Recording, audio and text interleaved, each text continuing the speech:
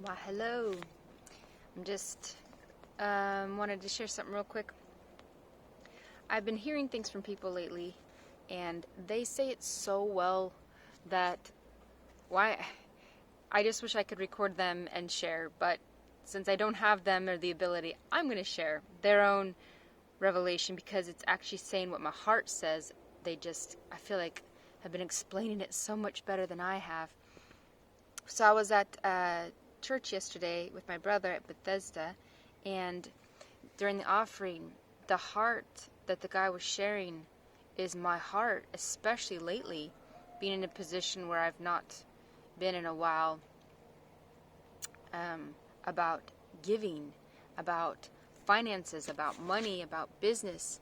The whole heart of it is not for me and my four and no more. It's not for me and to get a bigger house or anything like that.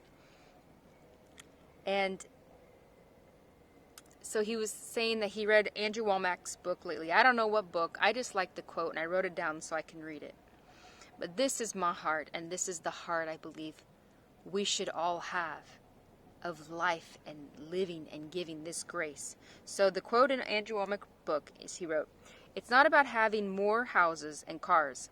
How many beds do you need to sleep in? How many toilets do you need to take care of your personal business? Sooner or later, you ought to just be satisfied with what you have." Does that mean quit believing God because your needs are met? I have people criticizing me saying you're just preaching that people can have more things, and they tell me that God's been good to them so they won't ask God for any more. They say that believing God for prosperity is selfish. What I'm saying is if you have all you need and are satisfied and don't want any more, that's selfish. Yeah. You think money is just for you? So once your needs are met, forget the rest of the world? You're making a mistake. You're taking all the prosperity that God has given you just to buy things here on earth, but the real prosperity, the real power in money is to touch people's lives. That's the power in money. It's a tool to touch people's lives. The real power of money is released when you give it to touch someone else. I don't believe in the prosperity so I can have more things. I believe in the prosperity so I can make a difference in this world. So that's the end of the quote. That's my heart. 100%. Like,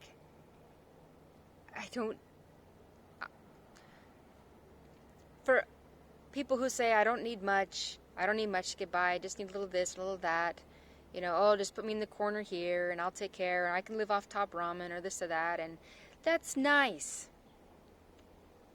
But actually it's selfish. My prayer lately, when I go through the homeless camps and I'm driving through Portland, Vancouver, here in the Northwest, when I see homeless after homeless and their tents, is like the only solution is Christ's love in them. If they really knew how loved they were and their value, they'd want to give it. And when you want to give it, you realize you want substance. You want something to be able to give. You want something tangible, helpful. If you can't even take care of yourself, if you're barely getting by, what do you have to give? And I'm not saying everybody has to. I'm just saying it's selfish to think I have just enough and I'm fine and I don't need more.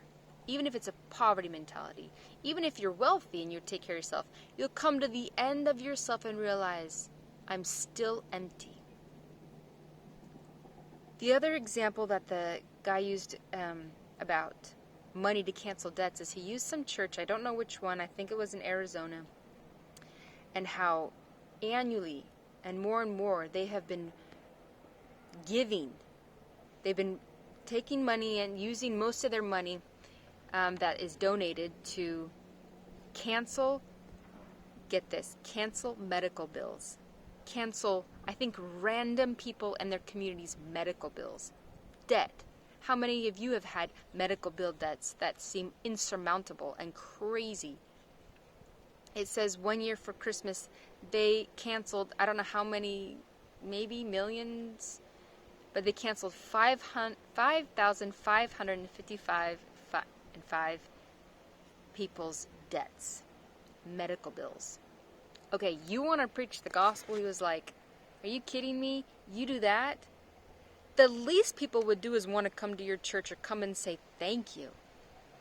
What love. That's an expression of love. This is just a small bit. I just want to inspire you in my heart, and I know it's in your heart. Let's take the wealth of the wicked that is stored up for us, the righteous, so we can bless and give.